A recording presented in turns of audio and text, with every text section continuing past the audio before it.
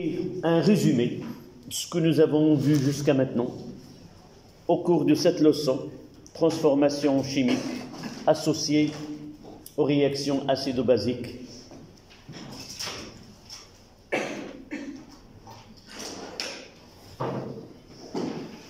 Mais vous devez avoir une habitude, c'est de réviser ce que vous avez déjà lu dans une séance en physique. Avant d'entrer en physique, on doit réviser ce que nous avons déjà vu la séance précédente, afin que les connaissances se lient et forment ce maillon de bien rigide. Une fois, je veux écouter ta voix, mais généralement ta voix elle est locale avec tes amis qui sont proches de toi, et un jour on entendra cette voix. Donc si nous survolons les paragraphes, nous avons commencé par un en chiffre romain, quoi? L'autoprotolyse. Pourquoi nous avons parlé de l'eau comme paragraphe initial de cette leçon? Nous avons dit que c'est l'eau qui va nous permettre, ou ce produit ionique de l'eau, il va nous permettre d'étudier soit les solutions acides, soit les solutions basiques, par l'intermédiaire de cette constante Ke qui est le produit ionique des concentrations en ion H3+, et en ion HO-. Donc, passer d'une solution, d'un pH d'une solution acide ou basique, cette formule nous permet de ce passage-là. Par la suite, nous avons parlé des acides, et nous avons comme résumé que les acides peuvent être classés par leur force. Des acides forts, tels que le pH est égal à moins log de la concentration de la concentration en soluté introduite, et peut être différent de cette valeur par l'autre relation que nous avons définie, c'est pH est égal à pKa plus log de la concentration de la base sur la concentration de l'acide. Et nous avons dit à propos de cette formule, elle est valable aussi lorsque la réaction se produit entre l'acide et l'eau, entre la base conjuguée et l'eau, et lorsque ce couple-là, acide-base, est en réaction avec un autre couple acide-base. D'accord? Et il y a une relation entre la constante d'équilibre et cette constante d'acidité. C'est si la réaction qui se produit est entre l'acide et l'eau, la constante d'équilibre, c'est la constante d'acidité, mais c'est la base, si la base est celle qui est introduite au début, la constante d'acidité, elle est reliée à la constante d'équilibre par la constante Ke. Et nous avons écrit que K est égal à 10 à la puissance quoi? PKE moins PK. D'accord? Et par la suite, nous voulons comparer la force des acides faibles, et nous avons pris comme grandeur la constante d'acidité. Nous avons dit que plus un acide est fort, plus le taux d'avancement final est grand, et plus la constante d'acidité. C'est ça ce que je souhaite que vous fassiez lors d'une révision chez vous. Une feuille, et j'essaie de lire et de donner un résumé des relations et des données, des phrases simples. Donc vous voyez, nous avons plus que 2 semaines en train d'étudier, mais en un quart d'heure, je peux résumer tout ce que nous avons sur ce cahier-là. D'accord? Sur cette leçon. Donc, taux augmente avec la force de l'acide, et aussi la constante d'acidité augmente. Par contre, je peux me contenter de cette relation et dire si un acide faible est fort relativement à un autre, sa base conjuguée sera plus faible. et par la suite, si l'acide est fort avec augmentation de K, ça veut dire que la base elle est forte lorsque K diminue. Maintenant, l'avant-dernier paragraphe, c'est on va essayer de déterminer ce qu'on appelle le domaine de prédominance et le diagramme de distribution. Nous avons parlé d'un acide faible dans l'eau conduit à un équilibre chimique entre AH, A-, H3O+, et H2O. Donc il y a une constante d'équilibre et il y a des concentrations à l'équilibre de AH et de A-. On va s'intéresser uniquement à ces deux concentrations. Pourquoi on va s'intéresser à ce domaine de prédominance? Qu'est-ce qu'on entend par domaine de prédominance?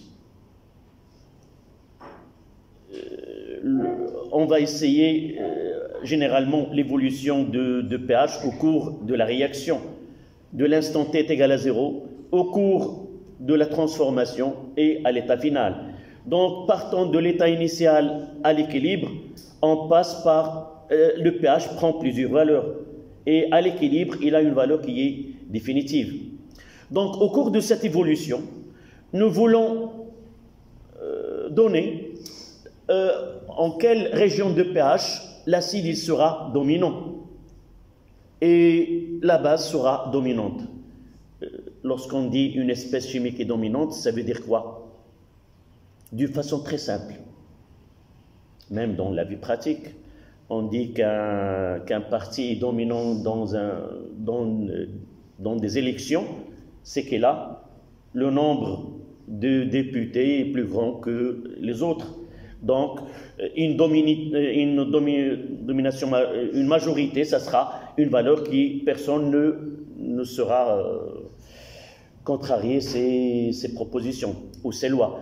Donc, pour nous, d'une façon très simple, on dit que l'acide est dominant si sa concentration est supérieure à celle de la base. Et la base sera dominante si sa concentration est supérieure à évidemment par rapport à l'acide. Quel est le point de référence dans cette distribution?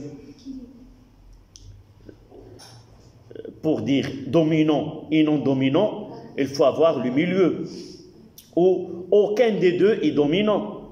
Ils sont présents en quantité égale ou des concentrations égales. En quel pH, quelle valeur de pH, les deux parties, si vous voulez, l'acide et la base, aucun de deux n'est dominant. C'est d'une façon générale. D'une façon générale, nous avons, j'ai dit en quelle valeur de pH. Essayez de lier la question avec ce qu'on demande. Ils nous ont donné en quelle valeur de pH la base ou l'acide sont à égale concentration. Nous avons une relation. Non. Le pH est égal à pKa plus log de concentration de A- sur la concentration. Je dois avoir une relation où il y a la concentration de l'acide, la concentration de la base et le pH d'une façon générale. Et là, on parle des acides qui sont faibles. N'oubliez pas cette relation-là. Le pH est égal au pKa plus log de concentration de A- sur la concentration de AH à l'équilibre. Évidemment, lorsqu'ils ont la même concentration, ça veut dire que log de 1 est égal à 0, le pH est égal au pKa. D'accord? Donc, pour définir ce diagramme de prédominance, on doit avoir au milieu le pH est égal à pKa. Et dans le côté, le pH est supérieur au pKa, on va, si ceci est supérieur à 1, ça veut dire que le pH est supérieur au pKa plus 1. On va démontrer par la suite. Donc, on notera Le chiffre romain suivant, c'est 4. Donc 4 domaines de prédominance.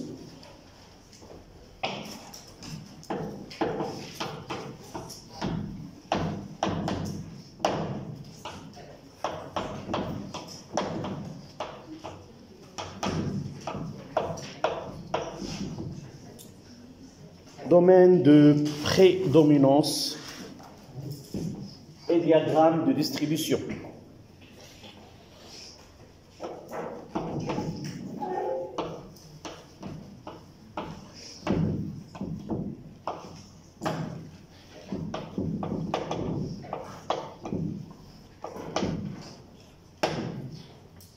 Et diagramme de distribution.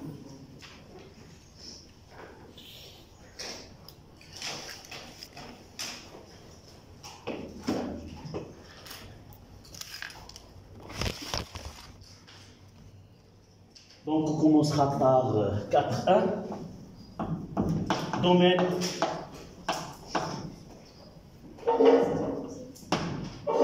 de prédominance.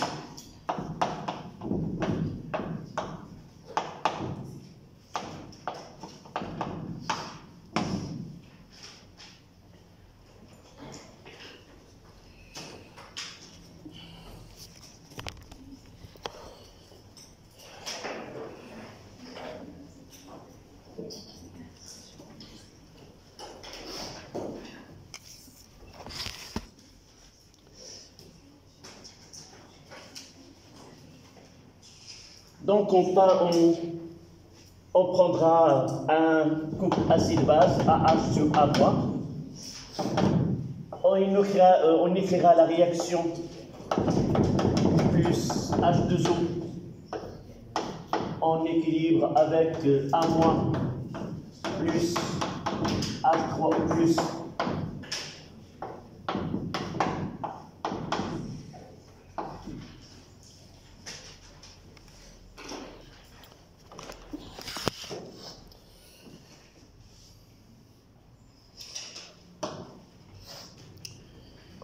C'est quoi en arabe diagramme de prédominance?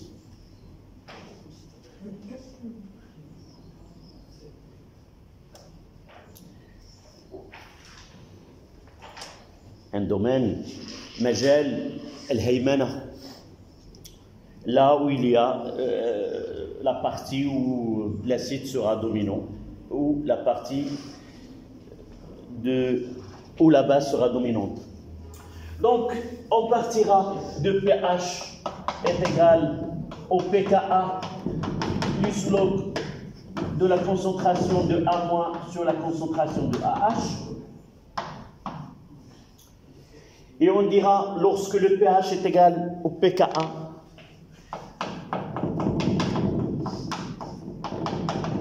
ça nous donne que la concentration effective de A- est égale à la concentration effective de AH. Aucune espèce n'est dominante, ni A-. Il se trouve en proportion égale.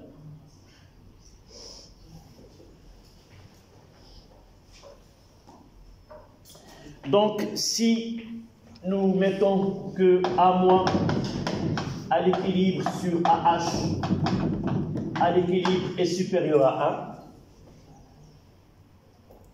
la première des choses, on dira que A- est dominante. A-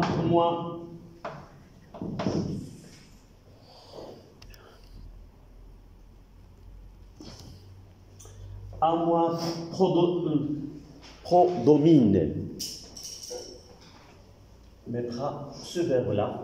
A- prodomine. Dans quelle région là? C'est au-delà de pKa plus 1 de l'autre côté. Prodomine, pH supérieur à pKa.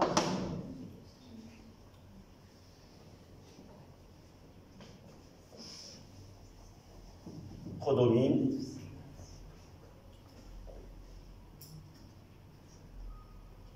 du côté pH supérieur au pKa. Et lorsque A- sur AH est inférieur à 1, on dira que AH prédomine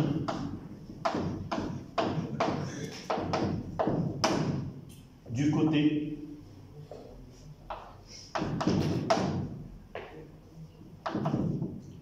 pH inférieur à pK.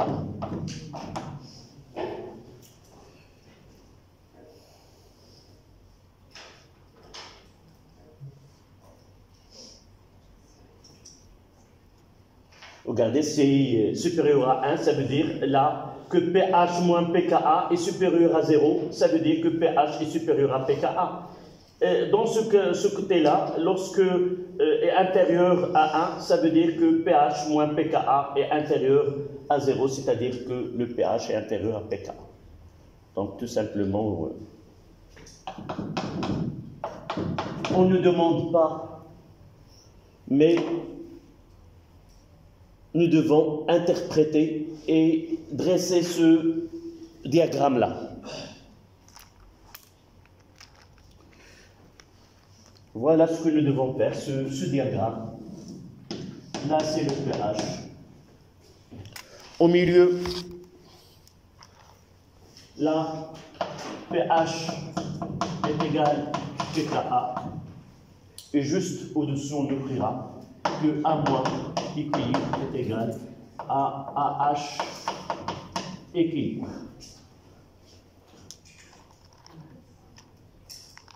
De ce côté-là,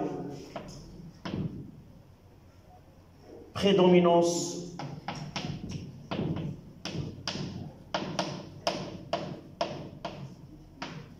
de AH et de l'autre côté, prédominance de A-.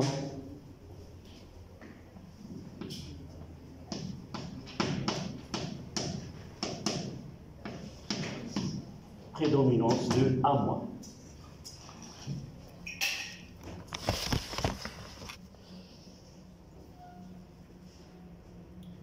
Voilà ce que vous devez tracer lorsque la question concerne la prédominance d'une espèce chimique, soit l'acide, soit la base. Comment on trouvera ce diagramme dans un exercice? On nous donne soit au cours de transformation, soit à l'équilibre, et il nous demande à une valeur de pH donnée, quelle est l'espèce chimique qui est dominante. D'accord? Donc, on va voir par la suite. Si nous prenons l'acide acétique CH3COO H sur CH3COO-, on aura ici pKa c'est 4,8. Et si on nous donne par exemple 5, l'étude de pH, la détermination de pH donne 5, je dois situer cette valeur-là, 5 elle est ici. Donc je dis que à pH est égal à 5, l'espèce qui prédomine dans à cette pH, c'est la base, c'est CH3COOH. Si on nous donne 2,9, je trouve que 2,9 est inférieur et se situe dans cette région-là, dans cette zone, et par la suite, ça sera l'acide. Ce sont les questions posées qui mis en valeur ce diagramme. D'accord?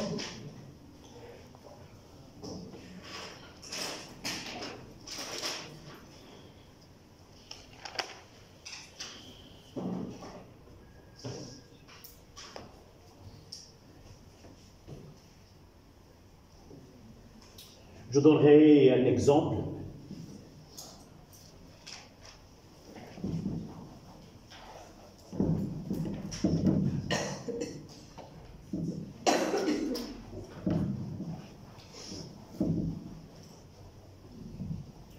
Solution.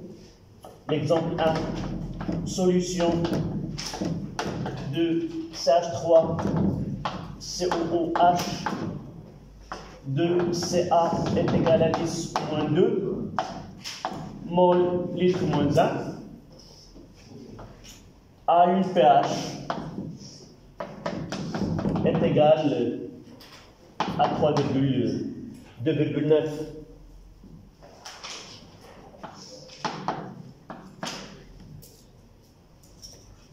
On nous donne le pKa, c'est 4,8.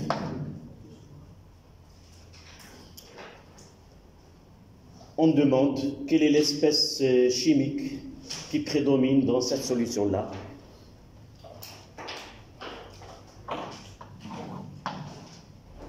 Donc, au milieu, j'écrirai pH égal au pKa, c'est 4,8.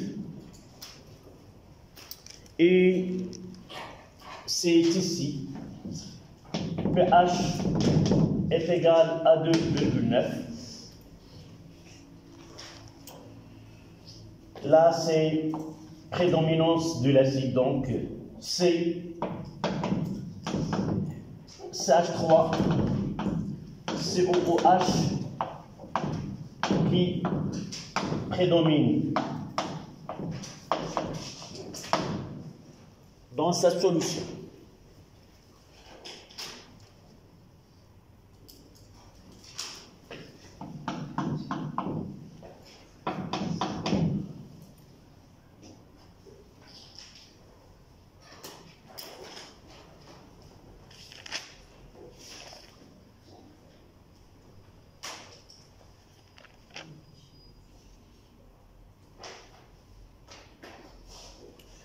Solution d'ammoniac.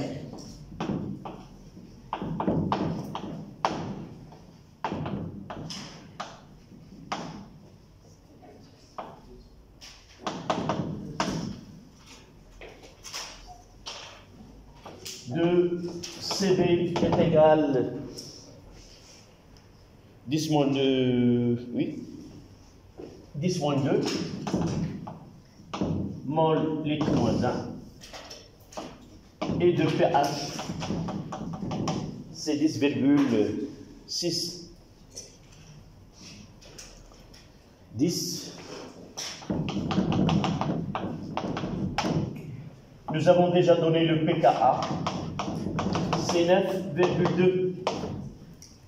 Donc, quelle est l'espèce prédominante dans cette solution?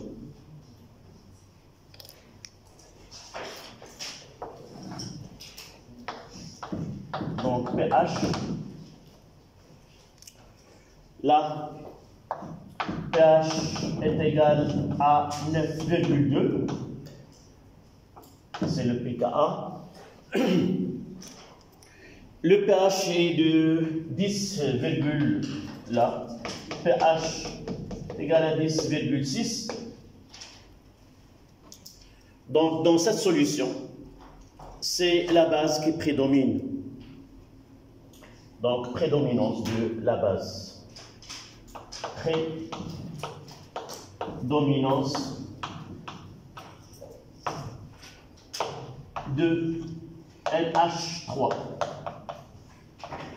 À peu.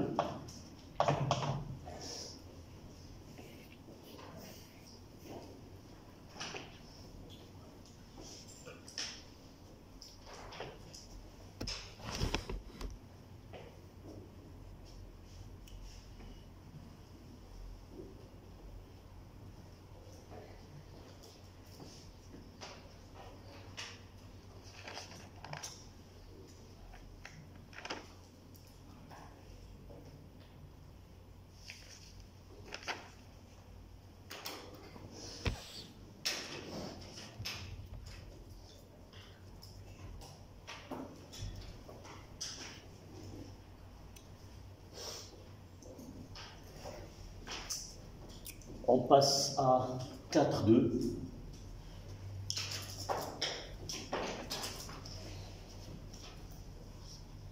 Diagramme de distribution.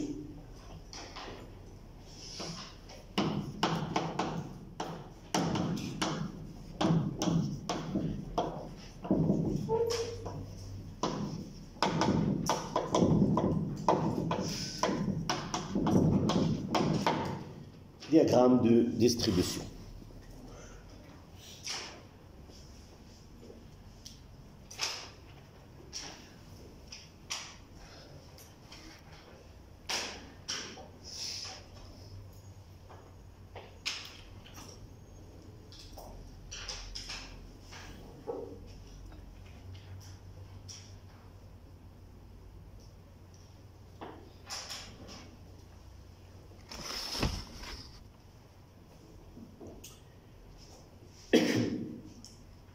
En réalité, on peut intégrer les deux paragraphes en une seule. Les deux, soit le domaine de prédominance ou le diagramme de distribution, tous les deux, ils nous donnent comment, mademoiselle, c'est urgent. Ça, c'est pas urgent. Essayez de le mettre en mute. D'accord? Donc, diagramme de distribution, c'est la même idée, c'est de savoir l'évolution de pourcentage de chaque espèce, soit de A- ou de AH. Là, nous avons utilisé un moyen qui n'est pas quantitatif, uniquement un pKa au milieu. Connaissant le pH, nous pouvons déterminer et se situe de côté droit ou de côté gauche et nous disons que telle espèce elle est prédominante. Dans le diagramme de distribution, nous utilisons un moyen qui est quantitatif, c'est-à-dire nous suivons le pourcentage de chaque espèce au cours de l'évolution de transformation chimique. Soit nous parlons de pourcentage de dissociation ou de formation. Au cours d'une réaction, nous commençons par une quantité de matière, par exemple, si la réaction entre un acide et l'eau, nous commençons par une quantité de matière de l'acide N0, et cette quantité de matière évolue dans le temps, il diminue, et il atteindra une valeur vers la fin, qui est minimale. Par contre, la base conjuguée, il commence par une quantité qui est nulle. Dans l'état initial, on met C fois V en excès pour l'eau 0, 0. Ce pourcentage-là, pour une espèce chimique, par exemple, dans la réaction que nous avons pris AH plus H2O, nous donne A- plus H3O+. Nous mettons la quantité de matière de A, H, sur la quantité de matière NaH sur la quantité de matière totale au instant donné. D'accord? Comment peut-on déterminer là? Cette quantité de matière totale, c'est quoi? C'est N0 qui est égal à N de AH à l'instant plus N de A-. Tout ce qui réagit de AH se transforme en A-. Donc nous pouvons dire que le pourcentage d'une espèce A présent dans le pourcentage, c'est la concentration de A sur la concentration de A plus B. Là, c'est l'acide, et ça, c'est la base. Ça, le pourcentage pour l'acide, et là, le pourcentage pour la base, c'est la concentration de la base sur la concentration de l'acide plus la concentration de la base.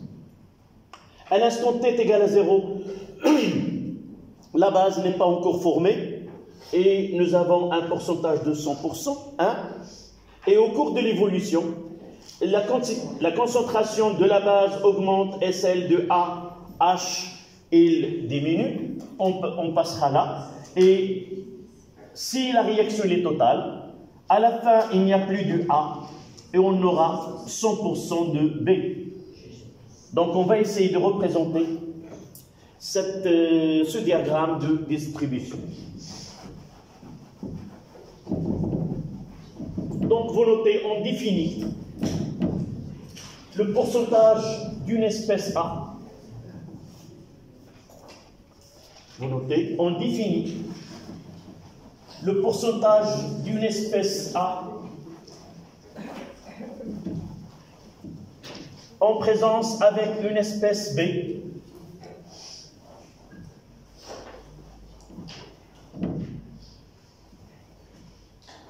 Même si A, dans ce cas-là, c'est acide, et B, c'est la base. Et vous notez ces deux valeurs. C'est le pourcentage dans notre paragraphe, pourcentage de l'acide. Et là, c'est le pourcentage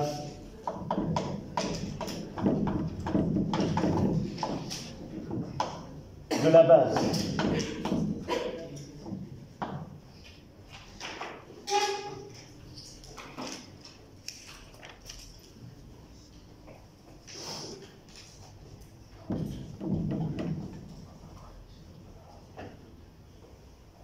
Donc,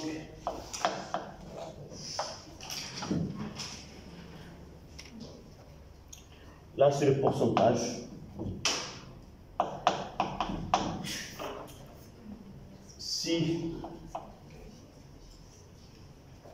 Si nous représentons ce pourcentage en fonction de pH, nous constatons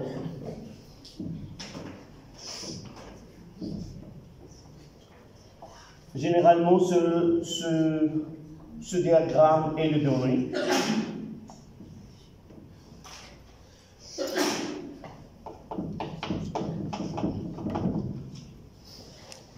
Et l'autre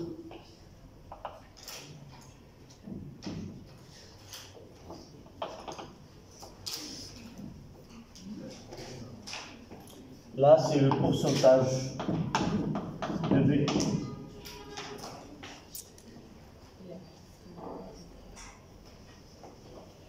Commencez là par le 0. À l'instant t est égal à 0. Le plus important de ce diagramme, c'est ce point-là. Là, c'est 50%.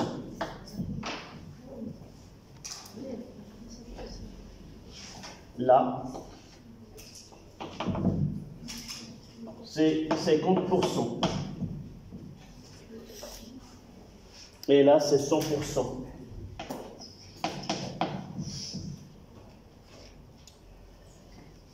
Qu'est-ce que je dois écrire là? pH est égal au pK. Donc, la grandeur que nous pouvons dégager de ce diagramme-là, c'est pH est égal au pK. À l'intersection de ces deux courbes, pH est égal au pK.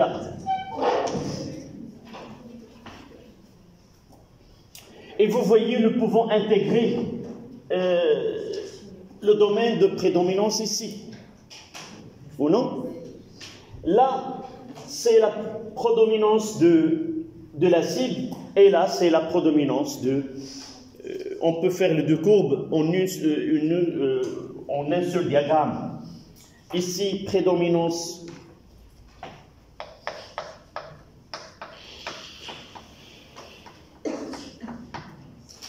de A, et de l'autre côté, c'est prédominance de B.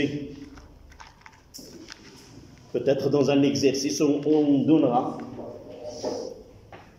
ici prédominance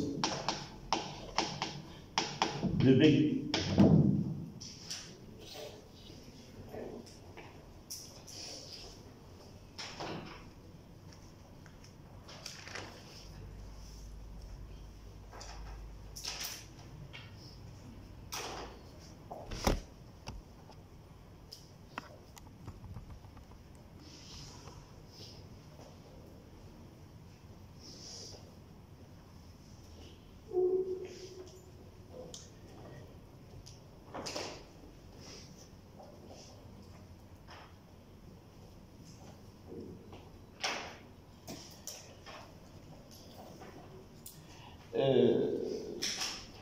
on peut trouver des questions qui c'est pas la connaissance de pKa, mais on peut nous donner à un pH donné et faire le rapport de pourcentage de A sur le pourcentage de B. Et on trouvera la concentration de A sur la concentration de B. Nous pouvons déterminer à partir de cette courbe, à n'importe quel instant.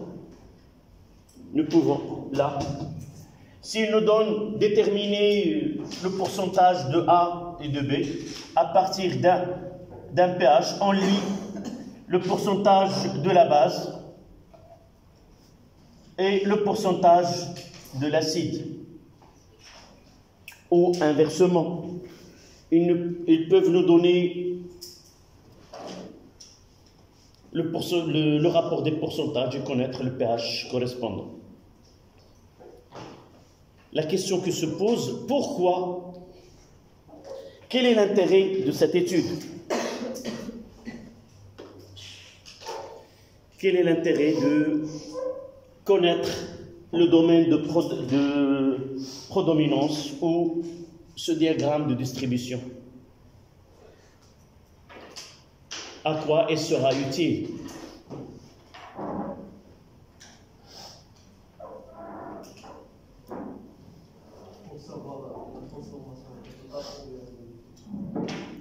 Oui, pour connaître ce qu'on appelle le taux de dissociation, nous pouvons évidemment connaître.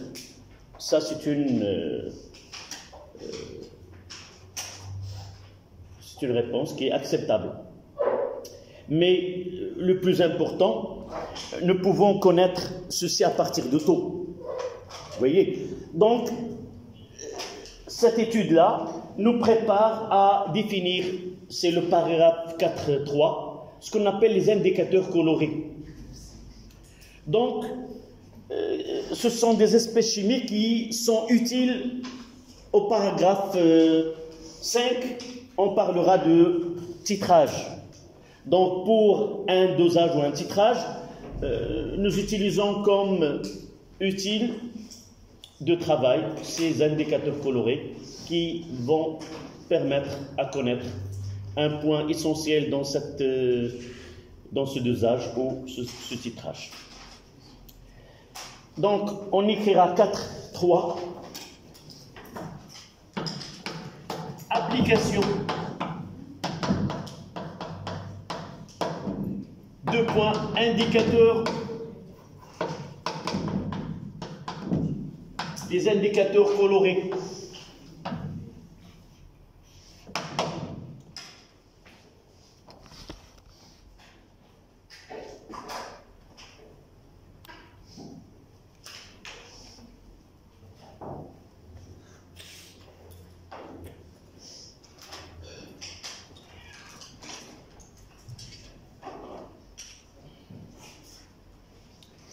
Là, j'ai une espèce chimique qu'on peut nommer indicateur coloré.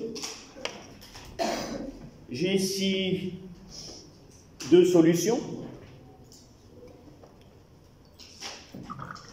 Je vais mettre quelques gouttes de cette espèce chimique et vous voyez rien. Aucune couleur n'est observée lorsque j'ajoute cet indicateur coloré. Je prends une autre solution. Je dois voir.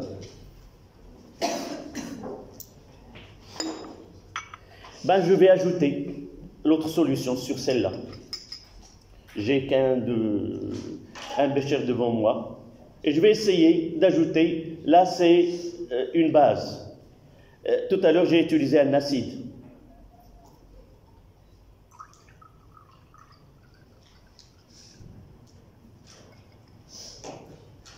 Qu'est-ce que vous avez remarqué? Il y a changement de couleur. En passant d'un milieu acide, là, c'est ce qu'on a. L'indicateur, c'est le phénylphtaléine. Elle est incolore dans une solution acide, mais elle prend cette teinte lorsque le milieu est basique. Donc, ce passage d'absence de teinte à une teinte qui est rose nous permet de définir ce qu'on appelle la zone de virage. Et ce passage entre les deux couleurs, c'est chaque espèce il a une zone de virage spécifique.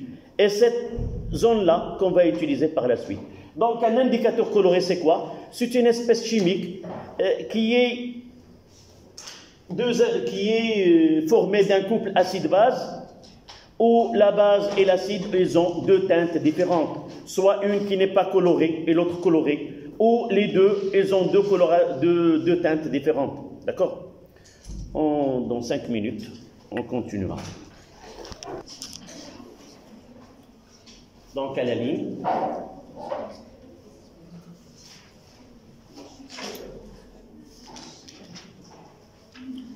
Un indicateur coloré.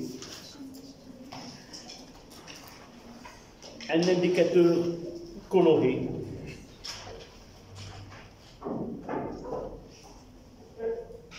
est une espèce chimique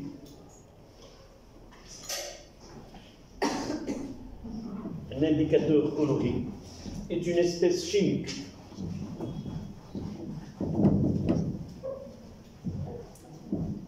qui est le mélange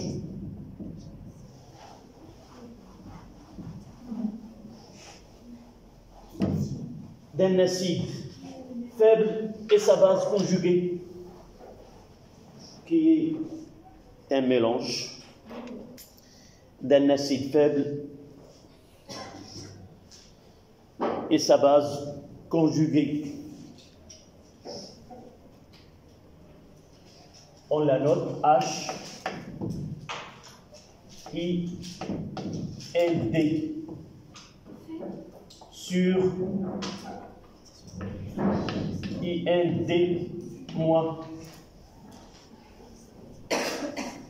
C'est pas le symbole d'une espèce chimique, c'est uniquement les 3 lettres de mot indicateur, tout simplement. Il n'y a ni I, ni N, ni D, comme sans aller plus loin dans la connaissance. Toi, ça y est, tu suis?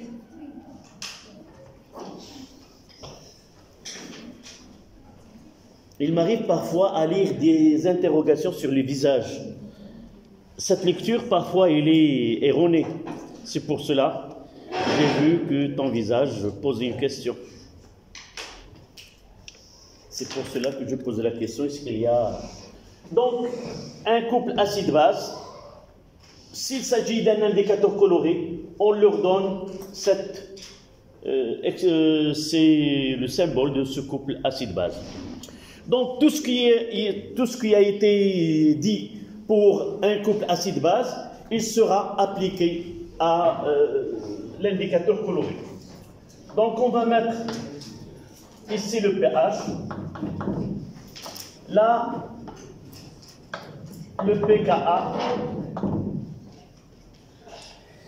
Là, c'est la zone où le domaine de où HIND prédomine. HIND prédomine. De l'autre côté, c'est IND moins qui prédomine.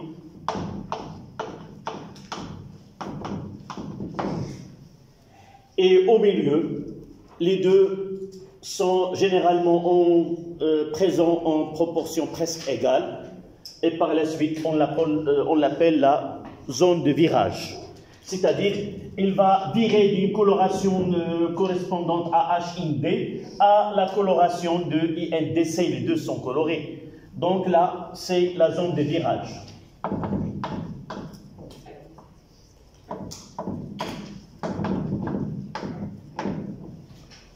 Elle est généralement caractérisée par ce qu'on appelle une teinte sensible. Là, il y a une teinte sensible.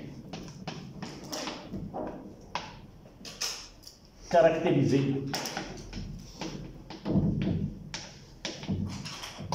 Cette zone elle est caractérisée par une teinte sensible.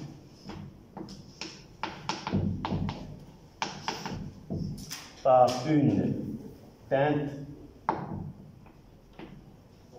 sensible.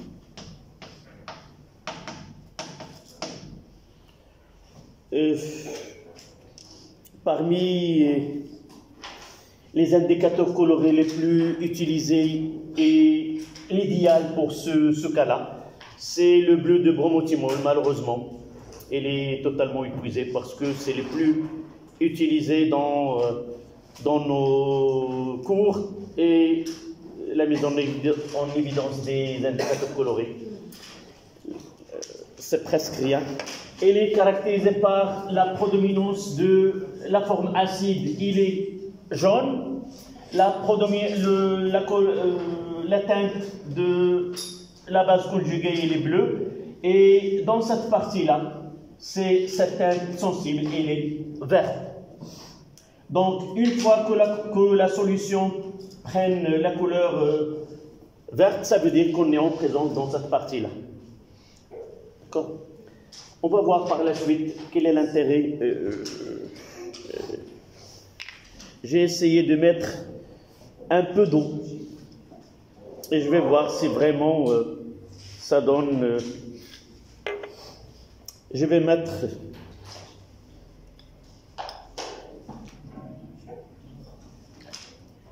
donc la quantité elle est très négligeable, de telle façon on ne peut pas voir cette teinte-là. Je vais essayer d'utiliser, par contre, il y a un autre indicateur, c'est l'éléantine. Je vais essayer d'utiliser deux solutions, uniquement pour voir les deux teintes prises par la forme acide. Je mettrai un petit peu là et j'ajouterai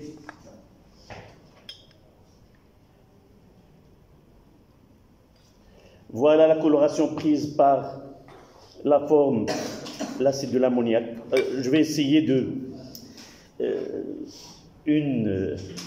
en travaillant dans un laboratoire, toujours il faut utiliser des bouteilles ou des flacons ou des béchers sur lesquels doivent être notés le nom de produit que nous versons, pour ne pas avoir une surprise, parce que en laboratoire, mélanger deux solutions, c'est pas toujours et passe d'une façon en sécurité. Donc, généralement, je dois utiliser des flacons qui portent deux noms, ou directement là, j'ai de l'ammoniac. Je mettrai un peu dans un bécher. Et je vais essayer d'ajouter l'éléantine.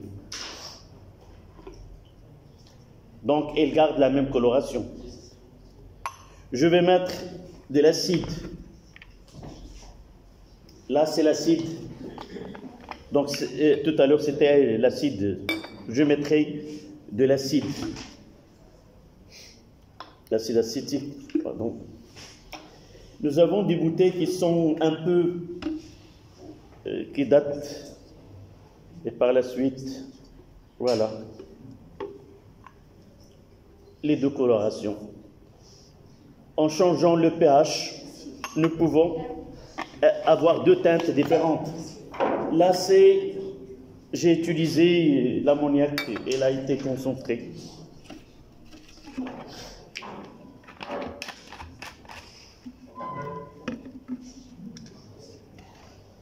Et pour l'autre, c'est le rouge de crésolol, un autre indicateur. Je vais essayer cette fois-ci d'utiliser uniquement de tube à essai.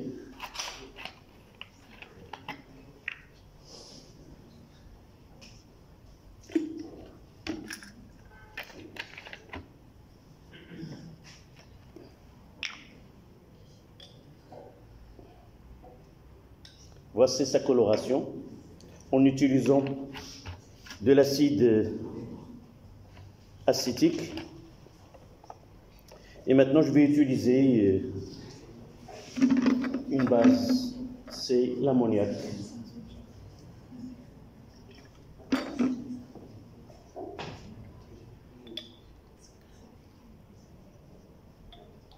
Voici la coloration prise.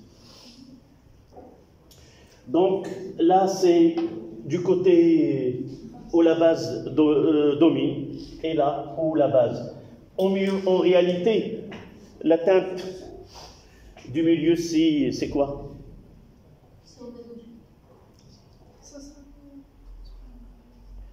Normalement, nous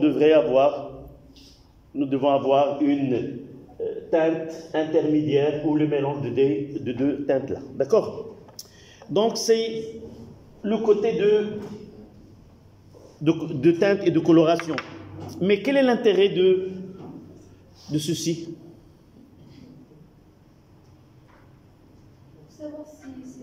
C'est pour avoir des couleurs comme ça, et pour avoir un plaisir de voir changement de couleur. Les Arabes, ils l'utilisaient lorsque les Arabes étaient dominants dans le côté scientifique. Ils faisaient dans les grandes places des expériences devant tout le monde avec des produits chimiques au lieu de mettre des serpents ou de bendir. Ils mettaient de la science dans les... Là, on est passé de vulgarisation de la science dans les grandes places des grandes villes arabes à d'autres moyens de faire distraire les gens. Là, comme distraction, c'était de la science. Donc, on revient à notre... Pourquoi la question? C'est quoi? C'est qu'on va l'utiliser par la suite en 5, là, le dosage ou le titrage. Pour déterminer la concentration, je pense que vous avez lu cette feuille que je vous ai donnée hier. Vous avez le temps de la lire d'une façon profonde et de tirer. Donc, on passe à 5 en chiffres romains.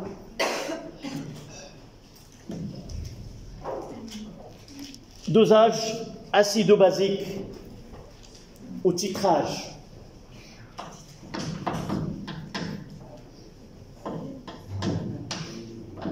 Dosage acido-basique.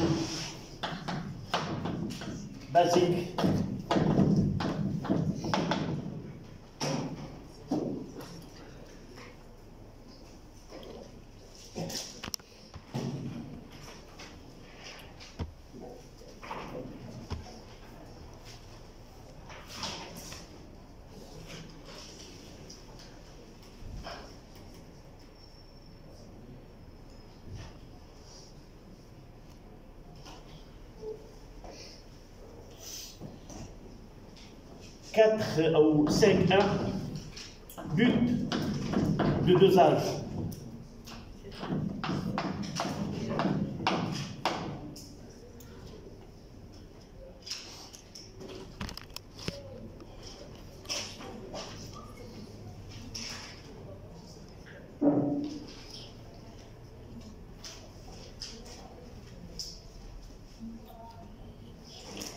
C'est pas nouveau pour vous le dosage ou le titrage. Vous l'avez déjà étudié en première année. Vous vous rappelez du titre de cette leçon? Vous vous rappelez du titre? Non. Oui. Oui.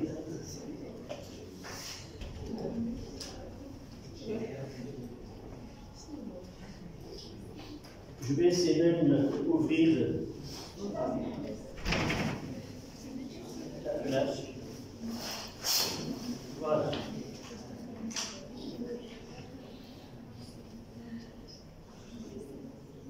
Ça y est? Il faut s'habituer aux produits chimiques. Vous êtes des scientifiques. Vous en aurez besoin. soit ce que vous désirez faire par la suite.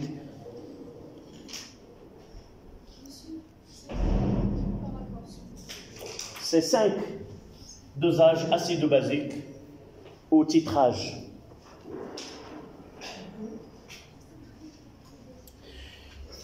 J'ai dit que vous avez déjà étudié cette leçon l'année dernière.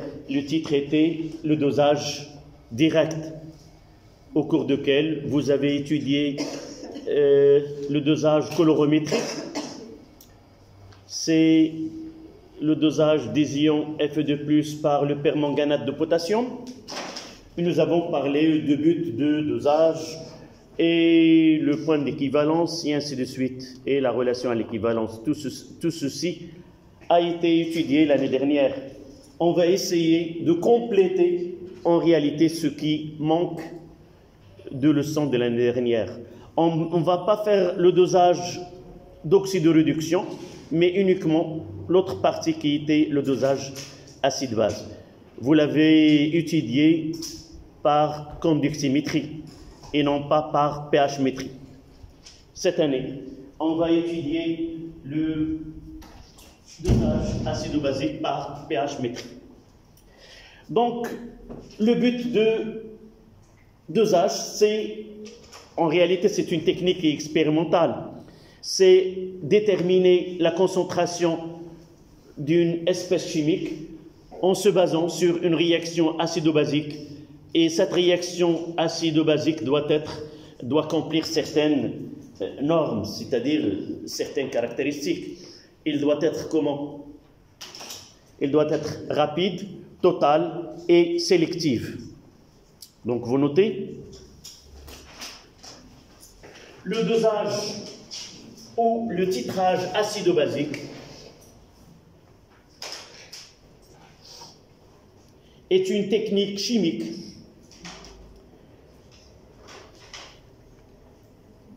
expérimentale. Dosage ou titrage acido-basique est une technique expérimentale.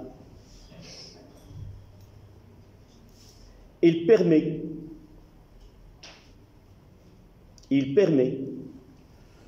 de déterminer,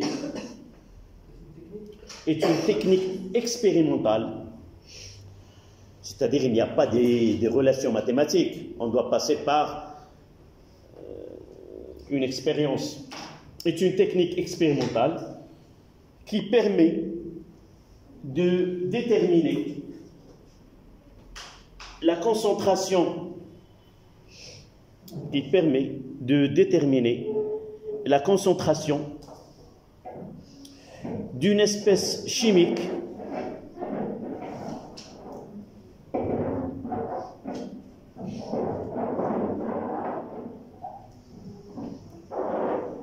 en se basant sur une réaction acido-basique,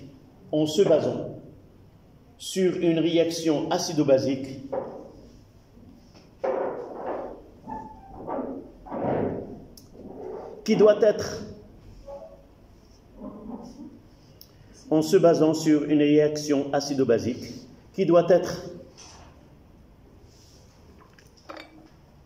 totale, rapide et sélective.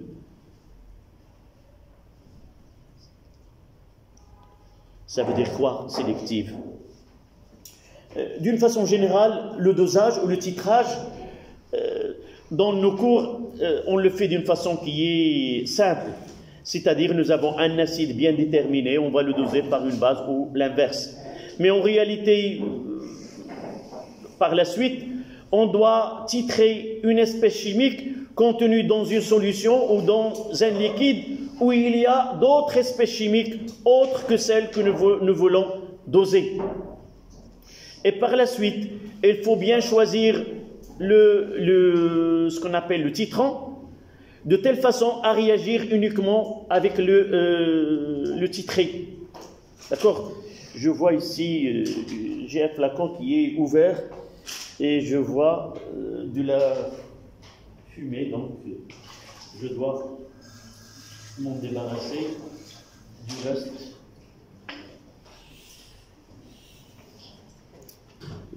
Là aussi.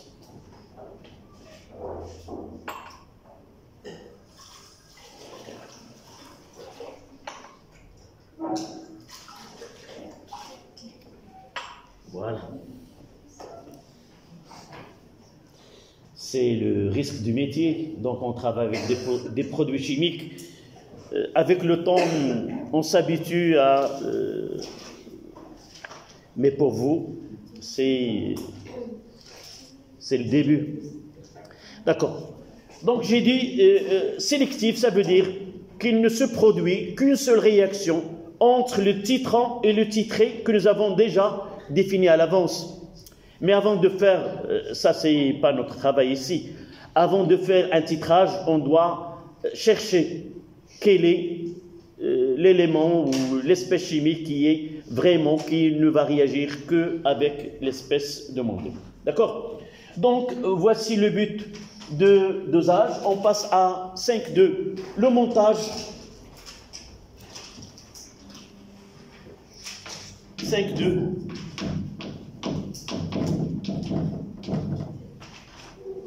Le montage expérimental.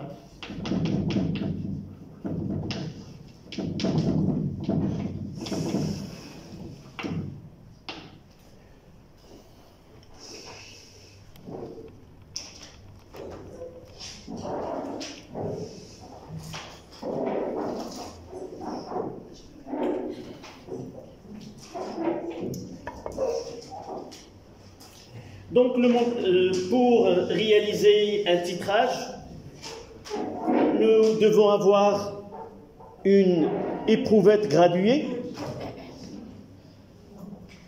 Une éprouvette graduée de 0, là c'est 25 millilitres.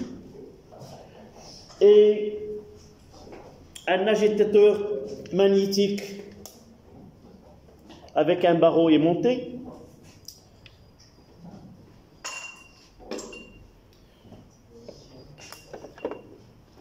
Donc uniquement pour voir de loin.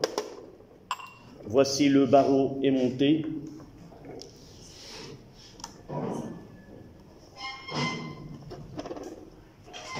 On doit...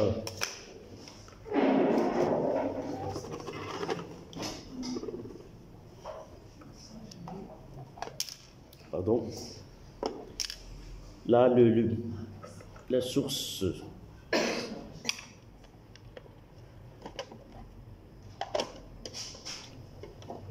On le verra tout à l'heure dans le bécher. Où le voici. Une petite... Au lieu de mettre le barreau aimanté, j'ai mis le morceau de craie. Donc, voilà. Donc, on va le voir dans le... Il y a le frottement ici. On va le voir dans le tube, dans le bécher tout à l'heure. Donc, celui-ci, c'est une craie et non pas le barreau aimanté. Donc, on fera le schéma là.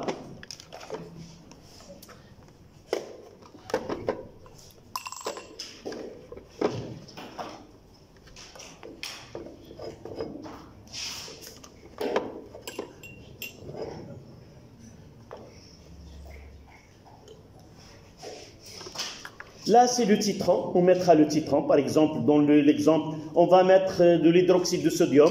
Et dans le bécher, on va mettre de l'acide acétique ou l'acide éthanoïque.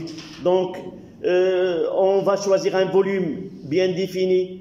Par exemple, 0,20 litres ou 20 millilitres. Nous utilisons une pipette jaugée là. Il y a deux traits là. Si on n'a pas une propipette, parce que les produits généralement sont dangereux, on ne doit pas utiliser la pipette d'une façon directe, on utilisera une propipette pour avoir l'habitude avec de l'eau. Et lorsqu'on maîtrise la technique, mais généralement on doit utiliser Toutes les solutions qu'on utilise sont des solutions qui sont très diluées, mais malgré ça, nous devons utiliser cette propipette. Donc, ce qui est le plus important, ce dosage, nous avons besoin d'un point bien précis au cours de cette réaction acido-basique. C'est le point d'équivalence. Là où on ajoute la quantité de matière ajoutée par l'acide est égale à la quantité de matière de la base est égale à la quantité de matière de l'acide contenu dans le bécher. Oui, j'ai dit avant que nous avons de la chance de travailler avec des réactions où le coefficient stéchiométriques sont égales à 1. L'année dernière, lorsque nous avons fait le dosage d'oxyde de réduction, nous nous sommes rendus compte qu'il y a des coefficients qui ne sont pas égaux. Par exemple, Fe2+, par MnO4-, il y a le coefficient 2 et 5. D'accord? Et là, on parle vraiment de l'équivalent. Dans ce cas-là, on peut dire égal, puisque les coefficients sont égaux. Donc, pour suivre, on utilise un pH mètre. Nous avons ici deux types d'appareils de mesure de pH.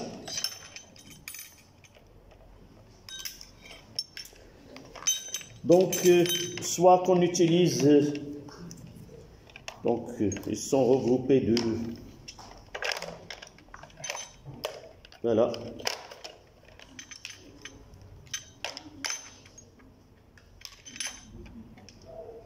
Donc, dernière étape, c'est celle-là. Voilà.